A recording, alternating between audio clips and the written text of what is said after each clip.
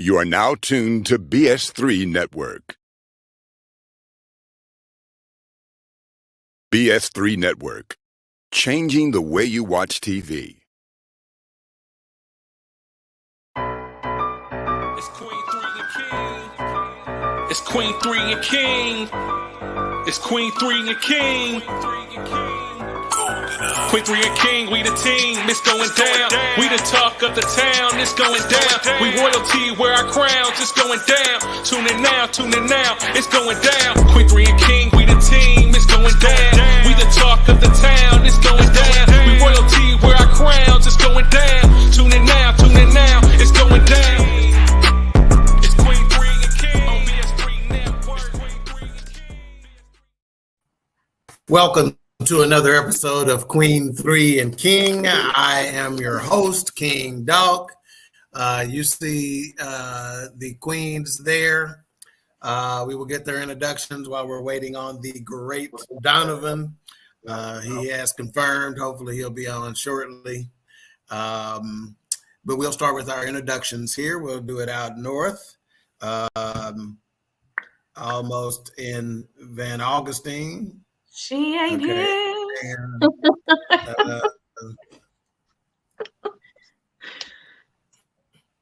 One second. This is it's Queen3 and King. I'm gonna say he's all hooked up, but he's Queen3 and King.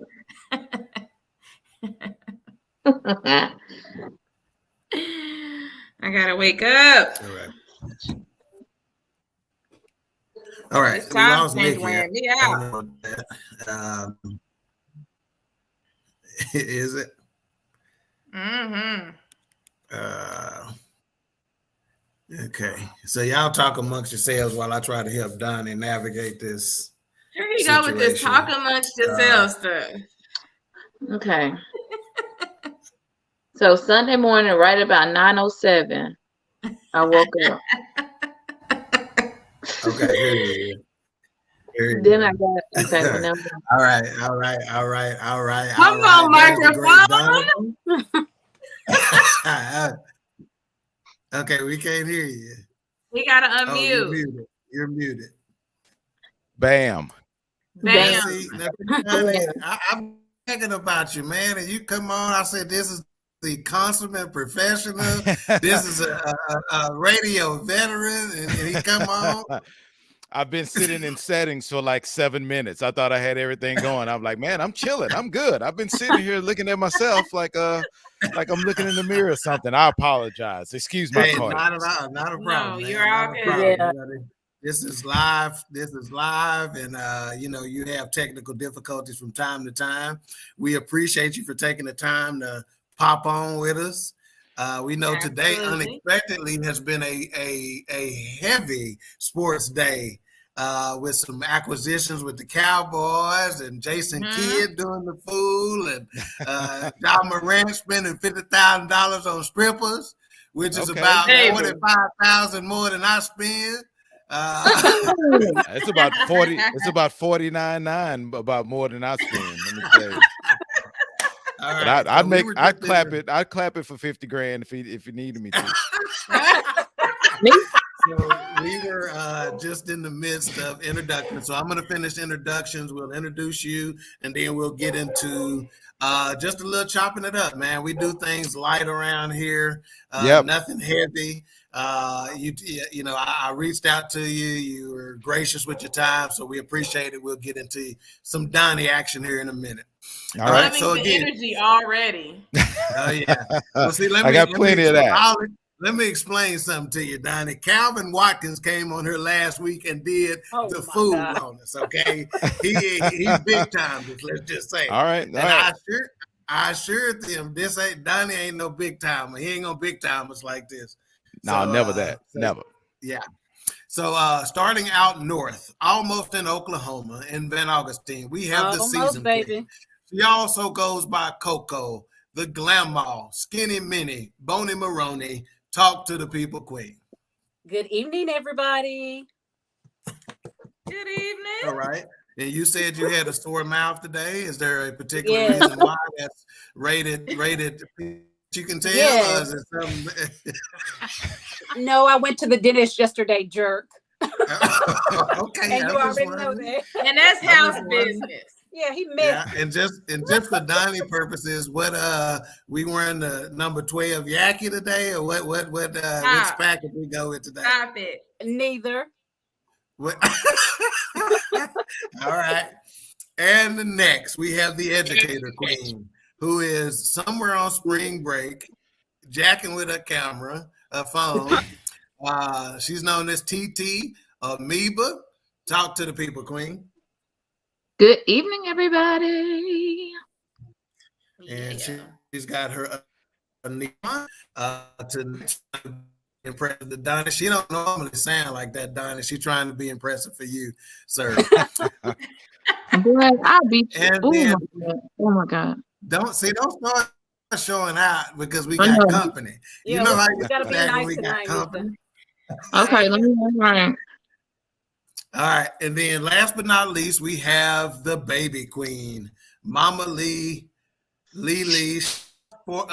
firmly entrenched as Blake's mama, but now that Bronx is around, she is Bronx's mama. Talk to the people, Queen. Hello, everybody. Missed you guys. Hey, Mama Lee. Hello. It's only been a week, but yeah, the last time they saw us, we was crunk in the house. So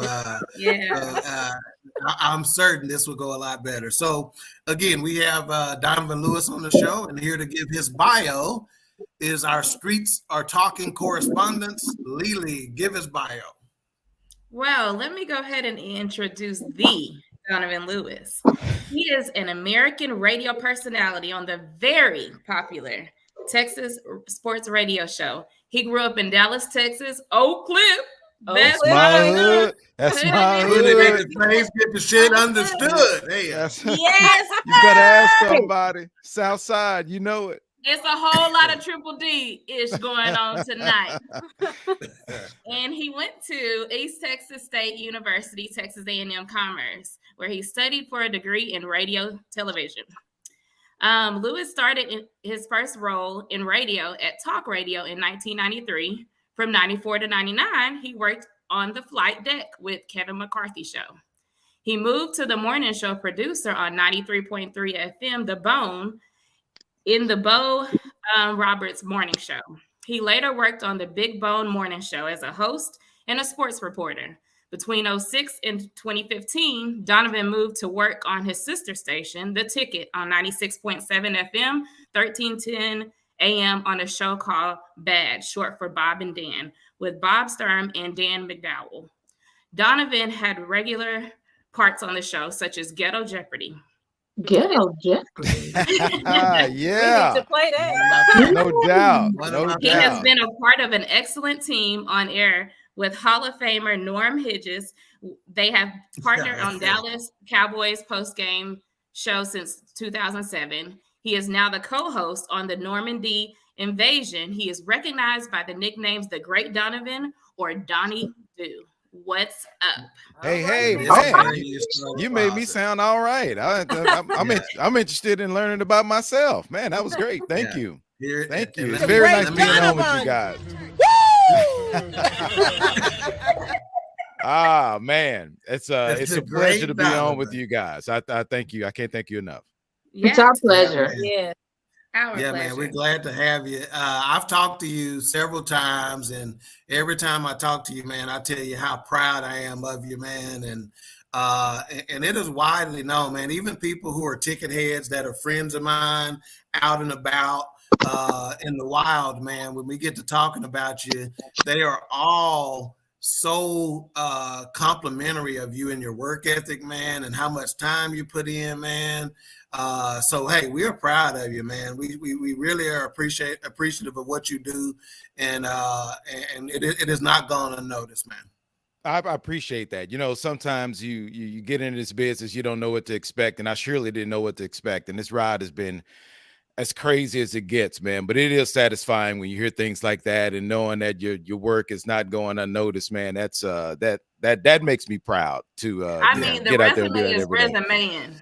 It's crazy. I can't believe this year be 30 years in the business for me, man. That's that's incredible. I never would have thought that, but it's been fun. I wouldn't change it for the world. Yeah.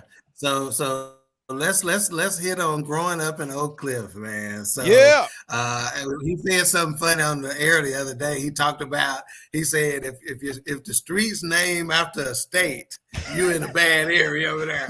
You better turn your ass around. I try to give him that good advice. Yeah. Right. So how was it growing up in Oak Cliff, man? Man, I loved it, man. My parents still live in the same house I grew up in, man. It's right off 35 in Ann Arbor, about 3-4 blocks away from South Oak Cliff. I wouldn't change it. I wouldn't change that from anything, man. I loved every second of it. As a matter of fact, my younger sister lives next door to my parents, so she's still in the old neighborhood on the same street, man. We had loving neighbors. Everybody grew up, it's that old school black family, everyone knew everybody. Everybody's parents could give you a whooping if you did something crazy when you were growing up, and then you got the whooping at the house. It's just typical, man. But still go back into the hood. I was over there yesterday, as a matter of fact, visiting my parents, just checking on them, seeing how they were doing, man. But I loved every second of it. We can talk crazy or talk about, whatever about growing up or whatever, but I wouldn't change anything, man. I loved it. Yeah. Did you ever have to worry about, because Oak Cliff can be, Oak Cliff, man, you got to be watching yourself when you go to Oak Cliff. See, our pawpaw lived in Oak Cliff, right across the street from the VA, over there, right off Lancaster. Okay. Right. So coming up, we spent plenty of time at Lancaster Keys. We spent plenty of time at the Church's Chicken right over there off of Lancaster, Yeah. So we spent a lot of time in Oak Cliff, but when you went to Oak Cliff, you had your mind made up what you was finna do. So did you ever have any issues to where you were having bully issues? You were had any threats of, gang pressures, anything like that over there? Not really gang pressure, but bullying, of course. I mean, that's just kids are mean. And, I was real tiny growing up. I was 5'1" going to the 11th grade. So I was a little man. So you had to, kind of wade your way through that. But, it is what it is. You kind of hang around your friends of like minds, and you kind of protected each other and stayed away from all the madness and all the craziness. But I went to Holmes, man, right down the street from Lancaster. I went to Holmes for middle school. So it was fun. You always have those lines that if you think back about it, if you cross, then maybe your life will be a little bit different. But that's life. That's anywhere you go. It doesn't matter where you live when that happens, man. But my family they were always pretty protective and surrounded us with a lot of love, knowing that they tried to instill in us, hey, you have to make the right decisions in life. And I tried my very best to do that. And I was scary as hell. So any trouble that happened, I got the hell out of Dodge and ran to the crib. So I'm not going in front. I'm not going in front of y'all. I was scary as hell. So if something's about to pop off, I pop my black ass right back to the house and went in my room and closed the door. That was about it. Love it. Shame the devil. Yeah. And so how did you, when you went to, at the time it was East Texas State University. Now it is more commonly known as Texas A&M Commerce. When you went there, was radio, TV, journalism, broadcasting, was that in your mindset then, or did it kind of develop at the time? How did all that come about? Yeah, not at the very beginning. When I first got there, I was really good at math in school. So I thought that if you were good at math, you had to go into some type of engineering. So that's what I wanted to do when I first got to college. And then the very first class I took my first semester there was like an intro to engineering. And it was the hardest class I had ever taken. I was like, if this is intro, I'm screwed. Like I can't, I'm not going to even make it. So I actually went and talked to a counselor on campus.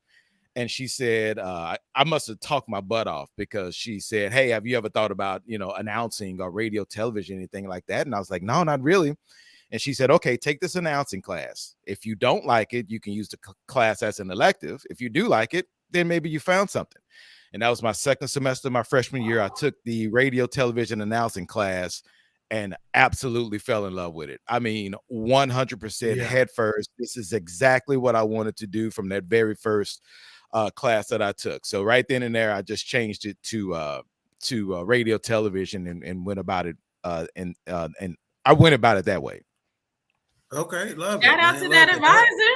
Yeah, I would love to know. I do not remember her name or anything like that, but I would love to talk to her again and to give her a big old hug, because I had no idea. After that first semester, I was like, I don't know what the hell I'm going to do. Like, no clue. And it's not even like me to go and try to seek help or talk to anyone. You know, we can figure all that crap out ourselves. But I just went on a whim and just went and talked to her, and boom, it's right there. So you're right. Shout out to her. I would love to know who that was, but I have no clue. And see, I'm gonna say this too, man. That's what having a praying mama is like too. See, sometimes folks don't understand that things like that take place, those are from the prayers, you know, that our parents and our grandparents have bestowed upon us, you know, no doubt. in those blessings. Matter of fact, I often talk about, you know, the success that we've experienced in life. You know, me and my sisters, you know, we're business owners and we do well, homeowners, and we do well on our job and things of that nature. And I say all the time, some of those successes that we've experienced have nothing to do with our prayer, have nothing to do with us. It's all because we had praying mamas and praying grandmamas. You know, and we are making it on their backs, man. And sometimes you don't know how stuff come to fruition, but it comes, man. And I think it's those prayers, man. And they give you the leash. I always say, if it's hard, I don't want it. I don't want to force anything. Right. So just having that line up the way it did, that was nothing but God. No doubt. And they give you the leash to make those mistakes. But if you make those mistakes, you can easily come to them and talk about it and got to get that guidance. But they, you know, they let me leave my life and say, hey, you know what? You got to figure out what you want to do because this is your life. So no, you're totally correct. You know, mom, grandma, aunties, all those just praying their butts off for me, man. You take it for granted at times, but you know, I appreciate it big time. Absolutely. No doubt. All right, so a couple of comments. We got Ben in the building. That's Ben Sutter III, the gentleman who put the BS and BS3 network. He says good. He says good evening, family, and then he says the great Donovan. And then we have our Aunt Marita in the building. She goes, "Hey, family, how you doing?" Hey. We got Aaron in the building. He goes, "What's up?" We have the intellect. He goes, "That's what's up." Shout out to D. Lou.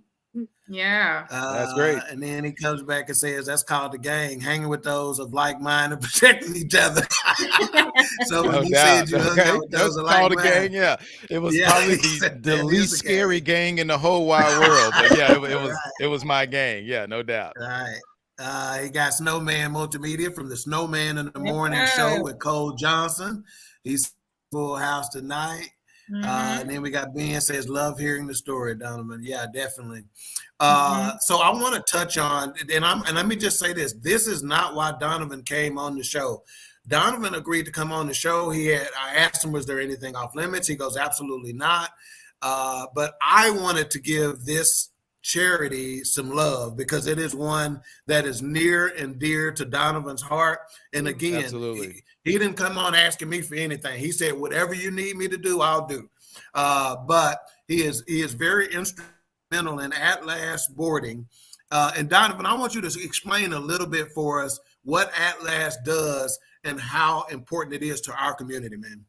Gladly. Thank you for the opportunity to do this. At Last boarding is a boarding experience. As a matter of fact, the building is right across the street from South Oak Cliff. They give kids that went to the elementary school that I went to, T.D. Marshall, and there's another elementary school in Oak Cliff. I believe it's Clinton P. Russell. They give them the opportunity to stay there Sunday through Thursday. They get the nutrition, the education, all that. They get to stay there so they can concentrate on their studies because, you know, we all know there are people that in the hood, you know, sometimes if you're 9 years old, you're the grown-up kid in the house and you have those grown-up kid responsibilities and you can't focus on that education. It gives them every opportunity they can to focus on their education. They stay there Sunday through Thursday. They go home the weekends. They come back. It's not a school.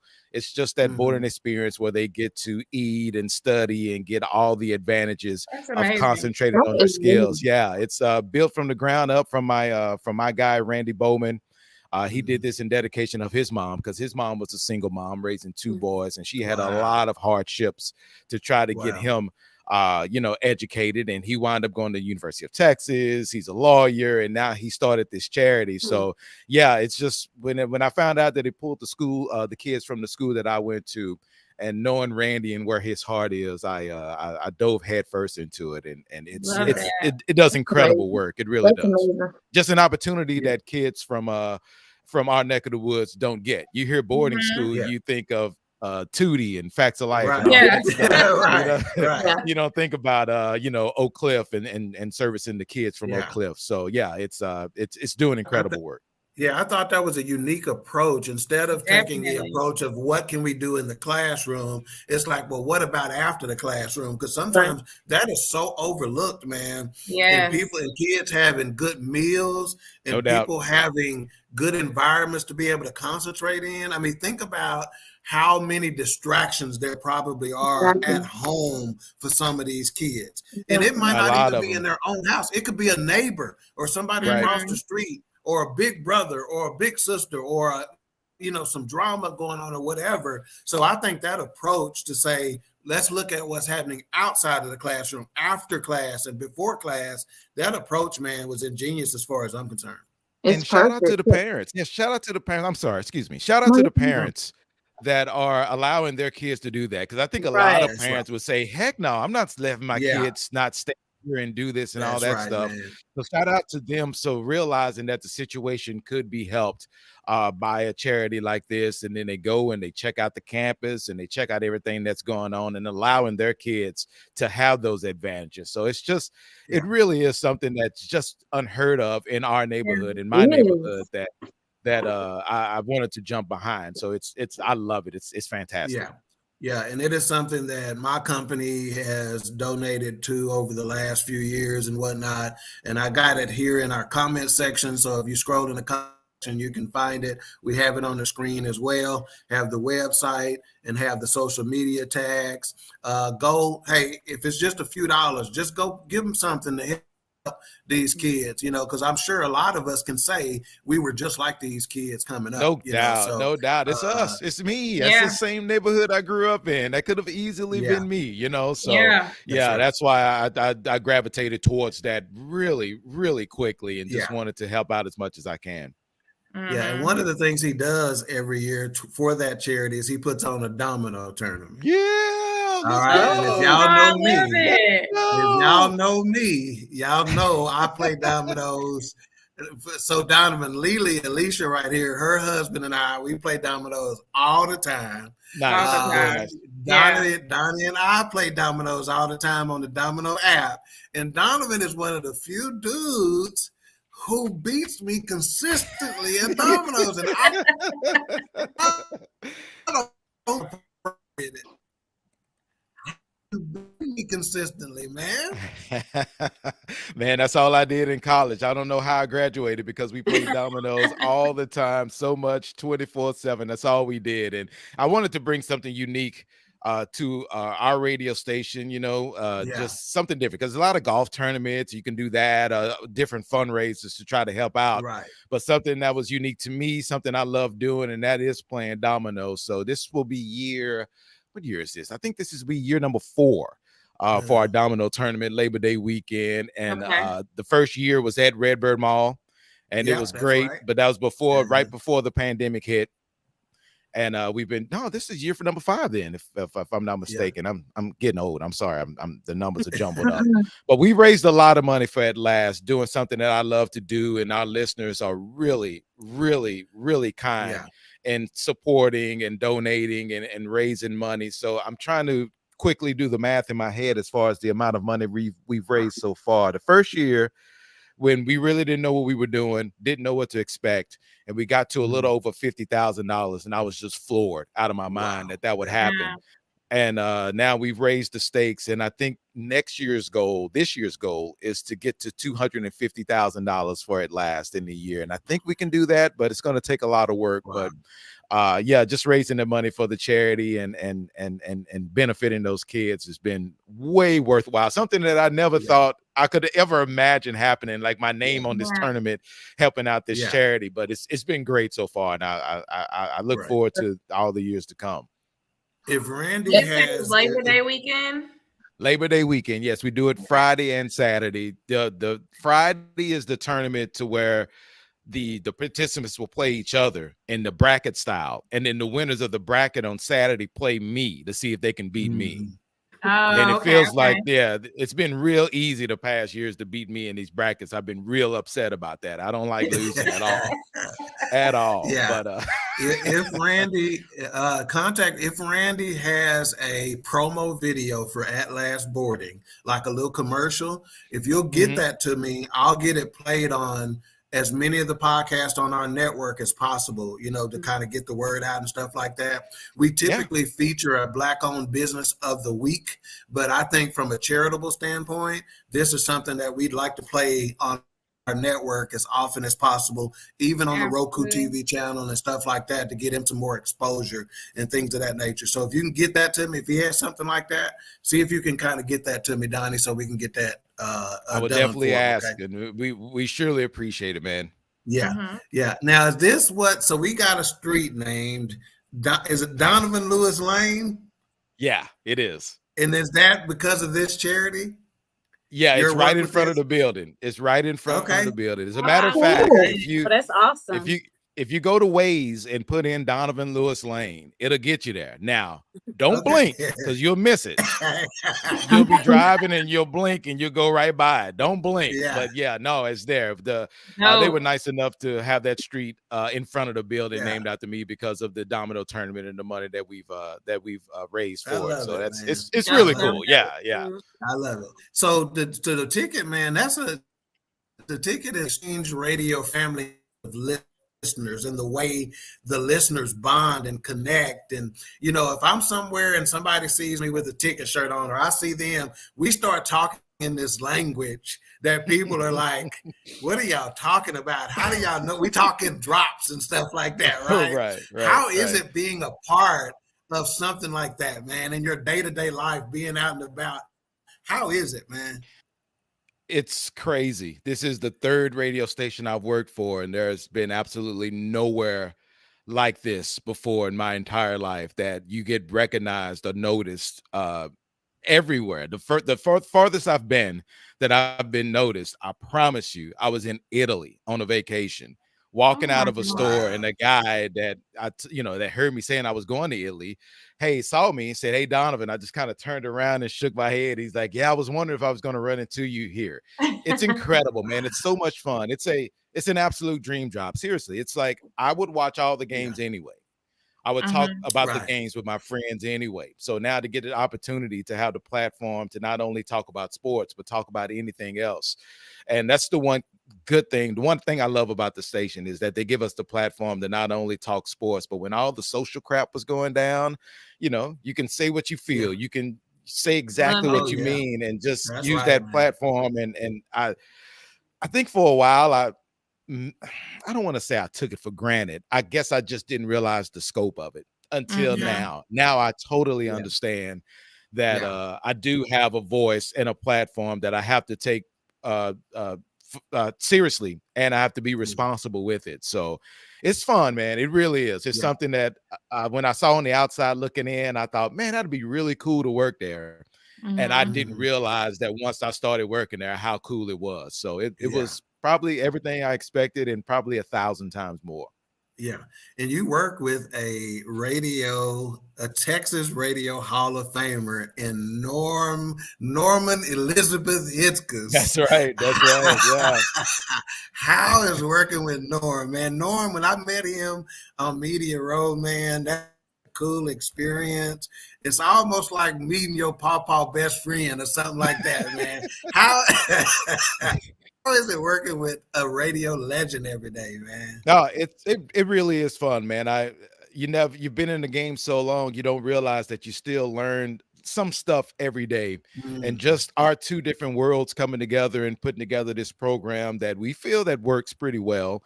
And just to, get to soak in some of that knowledge from him. He's been in the game almost 50 years, man. So it's just cool. I was worried at first because he did the show by himself for so long. I was wondering how he would take to working with this young whippersnapper who thinks he knows everything, spouts out opinions about sports, man. But he was as accommodating as it gets. He's a really good dude, and I think that helps out a lot. A charitable guy, really concerned about your well-being and all that, and that's half the battle. So we're really good friends, and he's a really, really good co-worker, and we have fun. I think he's kind of come along to my side as far as some of the silly crap that we do on the air, because he was he was all strictly sports. He wants to talk this and talk that, and then here I come want to talk about, you know, his bottom or something. I don't know, just whatever we want to talk about and have some fun with. And he's really adapted to that well. But then I've learned as far as putting the show together and getting my thoughts out, he's really helped me out a ton with that. So it's been a blast, man. It really has. All right. And, you know, to be perfectly honest with you, I really didn't care about having you on the show. I just wanted to get close to Twiggy. Y'all, Twiggy is his wife. Okay. And when I say Twiggy is probably more well-liked than Donovan by his co-host and listeners because of how real she is. Twiggy, my sisters would love Twiggy. Okay. Yeah, she's the best. So tell us about Twiggy, man. Where did y'all meet? Were y'all together in college? Were y'all after college, high school? How'd y'all meet, man? Yeah, we met in college. She grew up in Gilmer, Texas. Okay. She grew up in East Texas, and she went to TJC first for the first 2 years, then came to Commerce. We met then, but we didn't date. We didn't start actually dating until our last year in college, around 93. She moved to Dallas with her grandmother, and once she did that, that's when we started dating. So we've been married. Next month, as a matter of fact, will be 27 years. Oh, wow. Yeah, she's the absolute best. Thank you. She's the best. You're right. She's country. That's what it's all about. Yeah, I love it, man. And I got this. I'm not gonna play it probably, but I got the Upper Decker audio. Just know that I have it. Okay. Yeah, we don't want to play that. Come on now, we're having a good time here. Having a good time. But let me just say this. So Donovan is like me, okay, in the sense that he goes over in the white people land every now and then and do some stuff that black folks normally don't do, right? He may skiing, going to water parks, doing some things. I'm like that too, right? Like I love to snorkel. I own jet skis and boats. I'm doing all that kind of stuff, right? So Donovan does it. So just for the interest of our viewers and my co-host, so Donovan played a little prank on his wife one time at the house, and she ended it by saying, Donovan, you've been hanging around them white people too damn long. She said it with her chest too, boy. He said it with a chest. And they played it. He was secretly recording her, and they played it on the radio and stuff like that. So it was hilarious, you know. Yeah, I had to sleep with one eye open for about maybe 2 months. Yeah, because I didn't know what she was going to do to me at nighttime. Yeah, but, you were bold. To do that, you were bold, man. Yeah, a black wife. Yeah, you were bold, man. It's dumb, but no, she's the best, man. We were struggling big time when we first got married, and I actually almost left. I didn't do radio because I wasn't making any money, and I thought, you know what, I got to make some money. I'm married. We may think about having a family. I got to do something else. So I almost went to teach, and I almost worked in insurance because my uncle had an insurance agency, and she told me, hey, you know what? That's not what you want to do. You're not going to be happy with that. We can manage. We'll be okay. Just, follow your heart, follow your dream, and do what you need to do. And so that worked out. She even got another job so we can, when we first got married, so we can, support each other and make sure everything was okay until we got the thing going. So let me tell you this, Donovan. If you don't take care of Twiggy, I'm gonna come whip your ass. You understand what I'm saying? Because when she do that. And so Mika, my middle sister here, Mika, guess who Donovan knows? And I'm gonna put it up on the screen because he texted me last week when he found out Donovan was gonna be on the show. He knows. Yogi Lewis. Yeah, that's my guy. My buddy. He knows our boy. My buddy. Yeah, that's my guy. He's great. I've worked with him a couple of times. He did a show and I was hosting the show and all that. Yeah, he's great.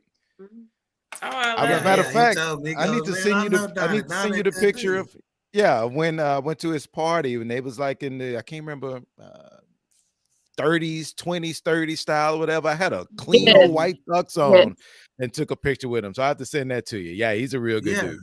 Yeah, He's a real good dude. Yeah. Real good dude. I've been going on for it's been about almost 14, 15 years now. Oh, really? Okay. Yeah. Well, if you talk to him, tell him that's my message to him right there. Just deliver that. It will be okay. He has a podcast on our network on Monday nights called Man Talk Mondays. Yeah, and, no doubt. I've tuned into that a couple times. It's strong. It's strong. Yeah. You know, he's super funny. We're working on a couple of projects together. Dude's got a strong stand-up too, man. I went to a stand-up he had about probably a couple of months or so ago, and it was super strong, man. But that's a good dude too, man. You know, and when it comes to BS3 Network, man, the ownership here, the personalities here, we are really we connect with just good people, man. And that's what we try to do. You know, we're not concerned about what kind of talent they have or what they can do. Are you a good person?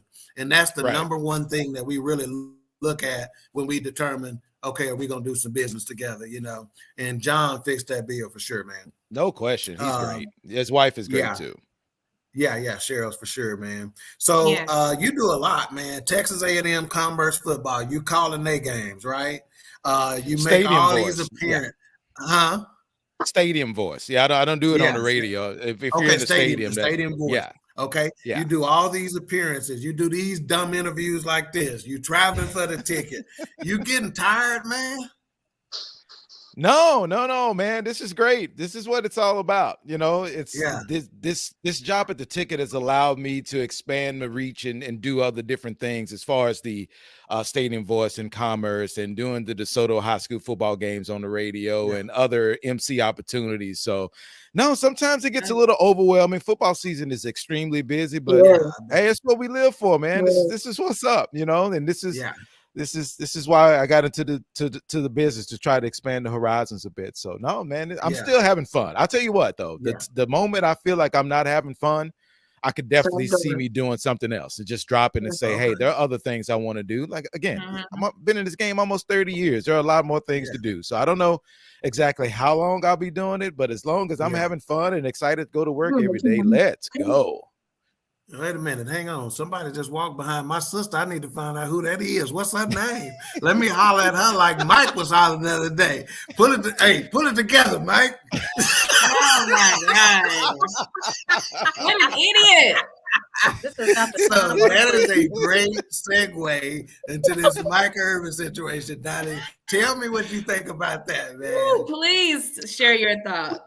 You know, it's and he's probably unfairly, you probably first hear it and go, okay, yeah, because of the things he's done in the past. Yeah. And then it was just, this is what I truly think about it. I think that he went about this the wrong way. And I think he got a little bad advice from his lawyers as far as how he tackled the situation, because when he first got kicked out of the hotel, then, you know, he went on, hey, I don't know what I was kicked out for. I meet a whole bunch of people. I don't even know what was said. I don't even remember, old girl. Like, he just went on this thing like nothing happened. And then we get the tape. And then they have this press conference saying, hey, the lawyer was the only one that could see the tape. I didn't do anything. And then it's almost like Marriott was giving him the out to say, hey, man, we kick you out the hotel. It's all good. We're not pressing any charge. Everything's good. He pressed the issue. And then they said, okay, well, if you want to keep pressing it, here's exactly what you said. Here's everything that went down. And then you see the video. They had the press conference today.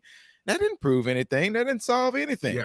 As far as him saying he's innocent, the eye in the sky doesn't lie. Well, we didn't hear anything, so we just don't know.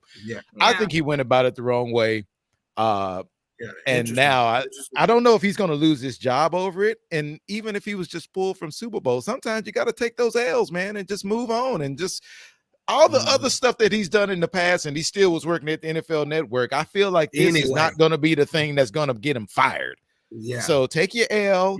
Go back when they say, all right, you know what, you can come back to work, everything is fine. But it seems like he's pressing the issue, and now all of a sudden he remembers everything he talked to with about the girl. You know, like come on now, you didn't remember it when it first happened, and now you do. Like, I don't want to point the finger and say the dude is guilty, but it's just been weird from the jump as far as, you know, who sees the tape, what was said. I don't know what I was, you know, kicked out for, what's going on here. It's just all around weird, man. But yeah.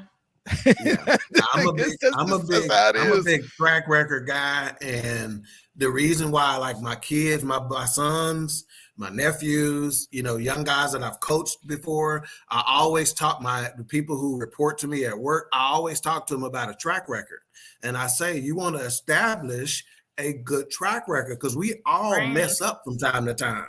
So when you mess up, you want to be able to call back on that track record where people can say, well, you know what, this guy's been with us for 10 years. We ain't never had no issue. And then they're like, okay, we can excuse this, or we can overlook this, or they'll give you the benefit of the doubt because of your track record. Yep. If y'all hear that about me, I want all 4 of y'all to be shocked. Oh my God, I can't believe it. I don't want y'all to say, okay, I expected that. I knew that was going to happen. I want y'all to genuinely be shocked. I'm going to be clutching my pearls. What? That's right. That's right. So when I'm in the Marriott and y'all hear that, I want y'all, God dog it, what the heck? I can't believe it. Yeah. And we got a couple of comments here. So Naranda says, hey, y'all, what's going on, little sis? Facebook user, I don't know if this might be that's Lakedra. Okay, that's Lakedra. Okay, she goes, hey, Queen3 King, and dog guest Donovan, such a blessing. Yes, definitely. And somebody, you can tell they listen too, because they said my man Donnie do. Who is this? That's John. That's John. Okay. And then LOL OMG, and then somebody want to say Cocaine Mike. Probably John again. Oh no. Yeah.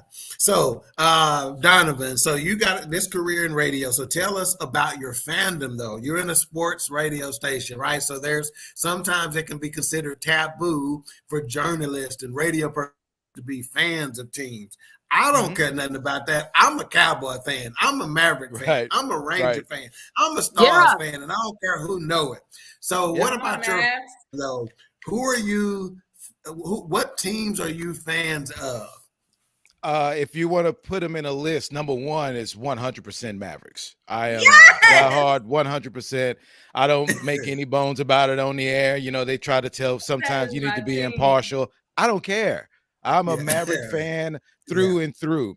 And it's funny about the Cowboys because growing up, my dad was not a Cowboy fan, and he still isn't.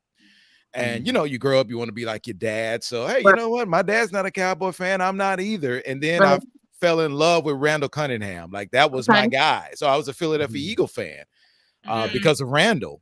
And then now that you work at the radio station, and I've been there and doing the post game since 2007, then you know what? If you ask me who I'm a fan of, I'm a Cowboy fan now because, you know, you're so invested in the team and you talk about them 10, 11 months out of the year. So, but Rangers, Stars, man, I'm Dallas, man. I don't like the only thing I don't like is any team in Houston. They can kiss it.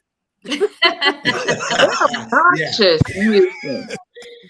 The whole city. Somebody asked me the other day, somebody asked me the other day, what is Houston good at? And I said, stinking. That's it.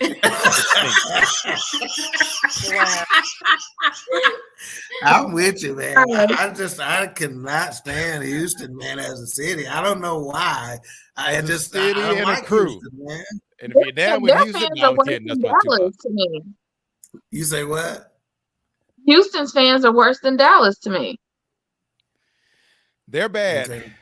Yeah. And you know what? And they have a good baseball team, and they won a couple of World Series, and now it's just, oh my gosh, like you can't tell them anything, but everything else around Houston stinks. Hilarious. Sorry for my people in Houston. You guys are okay. The city sucks. So y'all, Donovan, I'm gonna tell you another way Donovan is real black on the radio. If I was to put up 3 6s right now, Donovan would have a problem with it. Anytime 3 6s come up somewhere or another, Donnie is out. Yeah, we don't play with that. We don't play Praise with that. Him. Yeah. Praise Mark him. of the beast. I don't need any of that around. No, you don't need it. No. I love it. You don't need it. Nope. If that's the total, we buying something else. If that's the Ask flight, Tammy if I'm you changing done. the flight. If that's the hotel room, we are changing rooms. We don't do that. None of that. Yeah. So, and he's also, we got another thing in common. He's very superstitious like me. So if he's watching the Maverick game and they losing, he gonna change the way he's sitting. He gonna change what he wearing. He gonna change what he drinking. He gonna do something different to change the outcome of that game. He think he got that kind of power. Yeah, I get that strictly from my parents. Like that's real. Seriously, in 2020 when the Stars made their Stanley Cup run in the bubble, I had the pair of shorts when they won the first game. I wore those shorts every single game without washing them or anything. I was really not nice to be around once the Stanley Cup Finals was getting toward the end. I was sat in the same chair, watched the game in the same shorts, everything. We needed to happen. We got to make it happen. But I do get that from my parents. My dad, if it's a team that he wants them to win, he'll start watching them, and if they're losing, he'll turn it off. Well, you know what? They'll start winning if I don't watch. And it's like, I don't think that's how it works, Pop. That's not how it goes. But it doesn't matter. You can't change his mind whatsoever.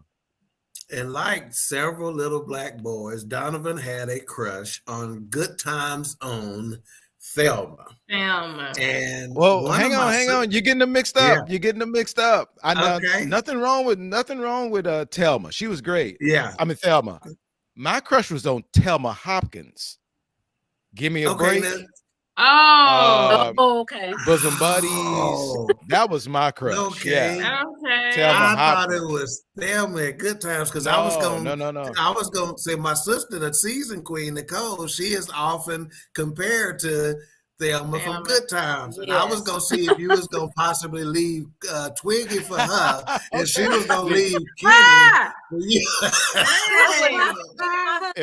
If that's what we need to do, that's what we need. Do you dance real hard like Thelma did in Good Times? She danced real hard. She's all over the place. And I actually got to meet Thelma.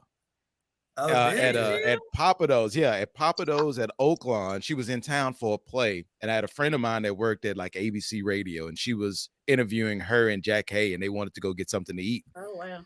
And the Papados at Oaklawn was right by our studio, and she said, "Hey, don't you like Thelma Hopkins?" I was like, "Oh yeah," just kind of gassing it up because I didn't think she was there. She's like, "Okay," she said, "Papados, come meet her." And I'm like, "Nope." Not gonna do it. Not gonna make me make a fool of myself out there falling all down. But I did go. And I met her, and she tried to old school Mac me. It was a little scary, but it was, she did. You guys want to hear what she said? She tried to be like Eartha Kitt. You guys hear this is the God to honest truth. I am not lying to you whatsoever. I want to hear. So I walk in, and the first person I meet was Jack Hay. Really nice, really cool. And then I told my friend, I said, "Hey, don't gas me up. Don't say, oh, he's been a fan of yours a long time. He loves, just introduce me. Everything will be fine." But of course, she gassed me up. He's been loving you for a long time. All this other stuff. So I'm all sweating and I'm embarrassed. And then I just met, how you doing? Nice to meet you. Nothing comes about it. It's all good. She takes a sip of a margarita. She puts it down. She tells me to come here, just like that. And I went, okay. So I sat down and she was like, he's cute. Don't you think he's cute? And Jackie was like, he's all right. And she said, and I promise you, this is not the lie. She said, he's so cute. He's lickable. And she licked me on the side of my face. Oh my God. Wow. I just kind of sat looking forward, like, what the hell is happening here? Like, I don't think I've been old school Mac like this before in my life. Wow. Like, I don't know. Oh my gosh. And then she told me, I hate to tell all her business on here, but I'm doing it anyway. Yeah. That's right. So she all said, all of your spank bank dreams came true. Oh my gosh. Like 14-year-old Donovan is like, okay, I'm about to go to the bathroom right quick. She told me that she was going to follow me around with a mattress on her back.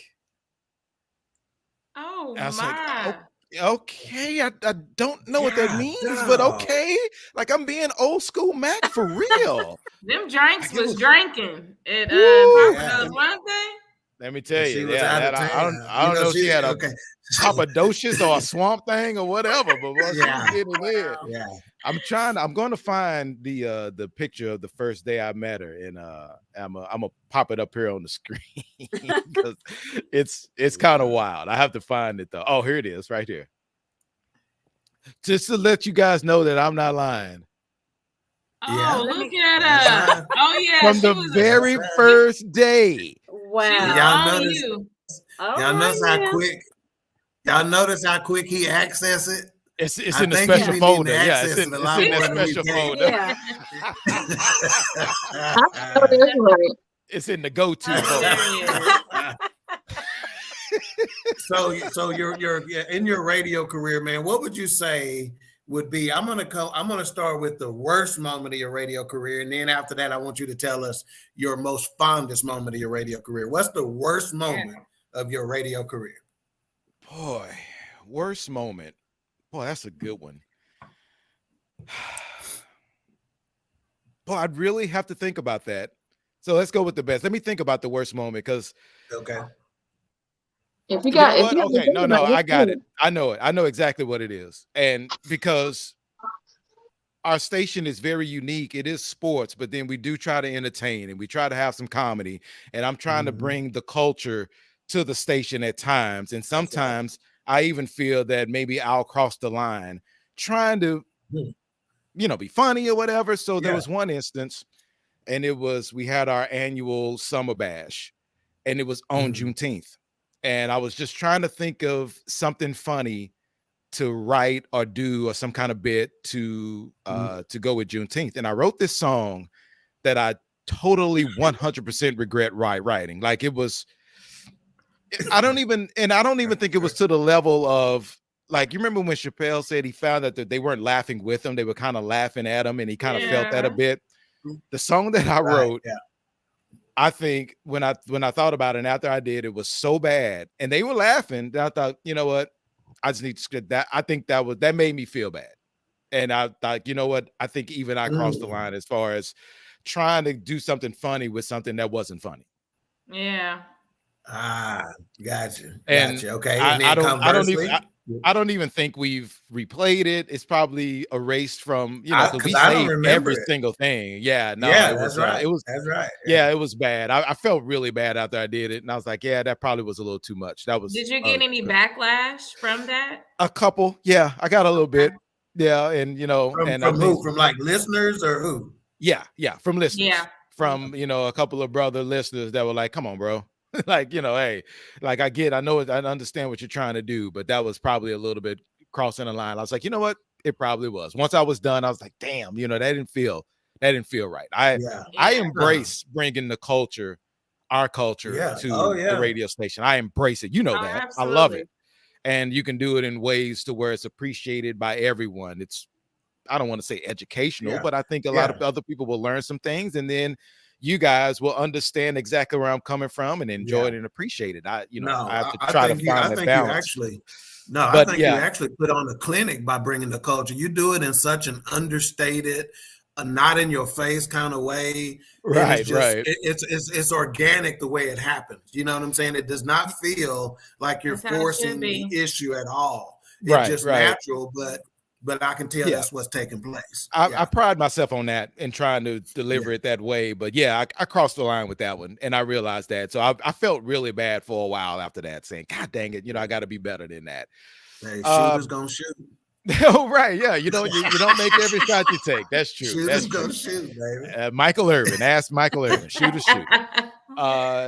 Best moment. Man, I truly had so many really proud moments. I think it was one time here recently when we were when all the George Floyd stuff hit, and a lot of people will tell you, especially, they want to get you to stick to sports because they look to us sometimes to separate themselves from the real world, and it just don't work like that all the time. Like, I get it and I understand, and we're there to entertain and all that stuff, but sometimes things need to be said. and just our station allowing me as the lone Black voice on the station to say exactly how I feel without putting any type of handcuffs or anything on us. I think this probably was one of my prouder moments, just me personally, because I got to say exactly how I felt to anybody who wanted to listen to it, and didn't hold anything back, didn't try to sugarcoat anything whatsoever. And I thought our station as a whole did a good job expressing themselves, but I thought the spotlight was on me. And it's weird to say that I can get uncomfortable with the spotlight on me having a job that I have. That sounds really weird, but in certain situations that's the case. But yeah, just to freely, truthfully tell them how I felt about everything that was going on. I was really proud of that moment and that whole entire couple of weeks that we really dove headfirst into that, because I kind of let loose. I didn't hold anything back. I wasn't sugarcoating anything. I wasn't trying to say, hey, this could be this could be that. I tried to, out of my 51 years on this earth, I tried to tell them exactly what I felt and how my parents grew up, and it was because we're one generation removed from everything being as effed up as can possibly be. So now, how do you think things could be like this? Well, go ask my mom. Don't ask, my great grandmother. Don't ask them. Ask my mom. That their one day to go to the fair was Black Day. My mom, one generation. So it was a time where I really got to kind of sound off and let them know exactly how I felt about some things. I was really truly proud of that, being allowed to do that. Yeah, love it, man. Well, hey, we are getting close to the end here, so we're gonna have some final thoughts. But I just want to say, man, again, I cannot reiterate it enough how proud I am of you, man. It seems like every year you're on the station, man, you seem to get more and more comfortable with yourself, and you let you shine through. I'm sure it's probably burdensome at times representing race. You know what I'm saying? Being the only Black guy on the ticket. But when I say you handle it with, and it really comes across effortless, man. But I know it's a lot of work. But I just can't state that enough, man, how proud I am of you, man. Really. Oh, I appreciate that. That means a ton, man, because, I get it from both sides. It's, sometimes, sometimes it's us. You letting them white boys say whatever they want to and all this other stuff. It's like, no, it's not like that. Those are my friends. And, sometimes friends can say some things to you that other people can't, but we still going to, keep it real and let them know, hey, you know what, this is how it is. But hey, it's refreshing when you get to hear things like that about when I hear things like that about myself, because I just don't even think about it like that, man. I'm just going to do my job and having some fun and doing what we need to do, but then I understand the scope of it. But I just want you to know that I appreciate what you just said and the support that you've given me all these years, man. That means a ton. Seriously, it really does. And if I haven't told you that before, I wanted to tell you that now. And even the things that you guys are doing now, like this is important. This is important stuff. We're finally able to kind of have a voice out there now, and not just having to wait for someone to hire us so we can have this voice. You have a platform that you're using now to get to say your thoughts and say what you want to say. And that's what it's all about. Like that's why I think a lot of people before us did this, so we can have the freedom and then have our thoughts and our voices heard and we can represent. That's what it's all about. So I'm proud of you guys for doing what you're doing right now also. Appreciate it. Yeah. Well, let me just say, you say, you made a very key statement. You said, I don't know if I've said that. You've done something more important than saying it. You've shown, every time I've interacted with you, you've shown your appreciation. And to me, I often tell people that, your actions speak so loud, I can't hear what you're saying. No way. So you've shown it in every interaction that we've had, that you appreciate it. So that's the case. We're going to go around the horn and say our final thoughts. Donnie, we'll let you have some final thoughts. We'll put up the at last information up again. And when we sign off, Donnie, just kind of hang on and stay in the back, behind in the green room, so to speak, so we can thank you properly. Let's start with the season queen. Nikki, with your final thoughts, ma'am. First of all, I appreciate you coming on. I know you're you're a busy guy, but you took the time to come on to our little old podcast.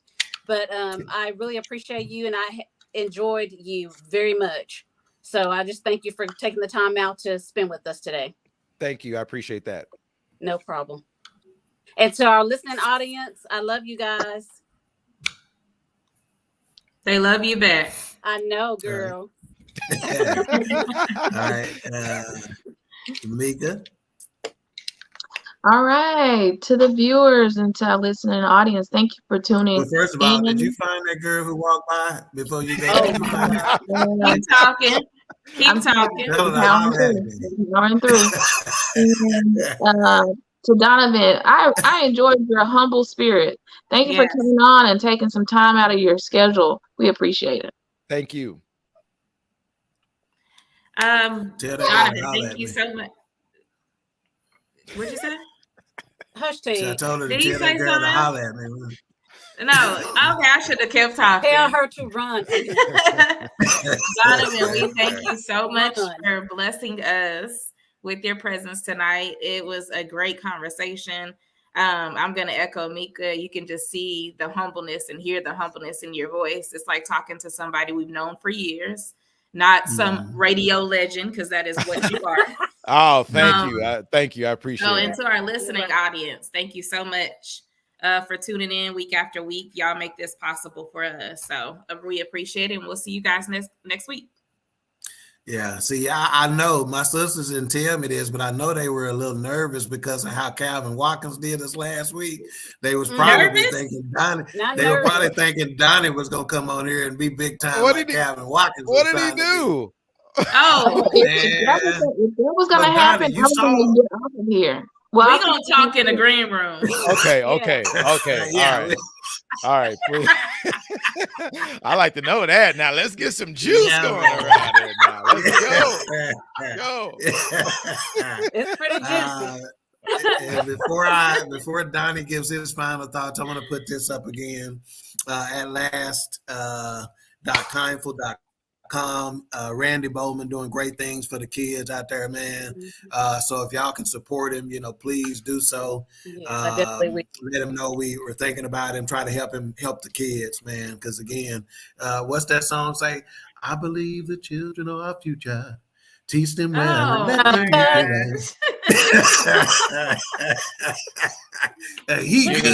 You ain't gonna never get that girl walking behind your sister. Not with those two. Elba. All right, Donnie. Final thoughts, my man. I really appreciate you guys having me on. This was really fun. Thank you guys for the support. It's real, man. I love this. I do love the platform that you guys have, and anytime you guys want to talk or need me, hopefully I didn't hog the conversation too much. Like that counselor in school. That counselor's like, damn, you talk too much. Go to radio television. And it worked. But anytime you guys want to have me, man, I'm available for you. Thank you for everything.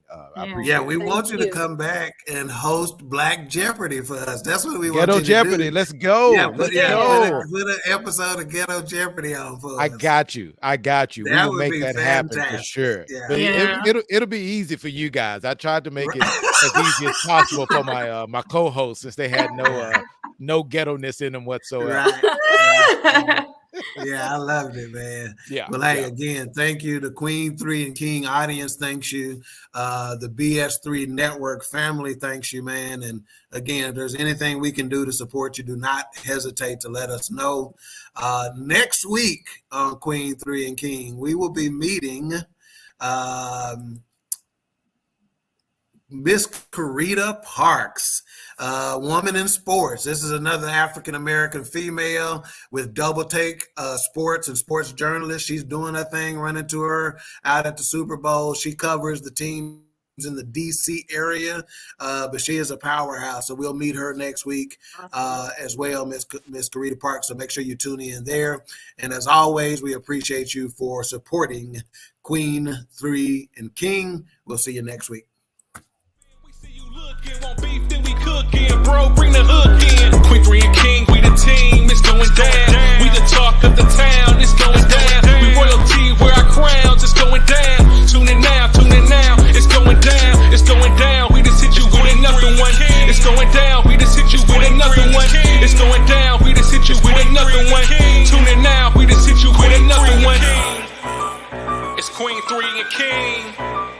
It's Queen3 and King. It's Queen3 and King. It's Queen3 and King.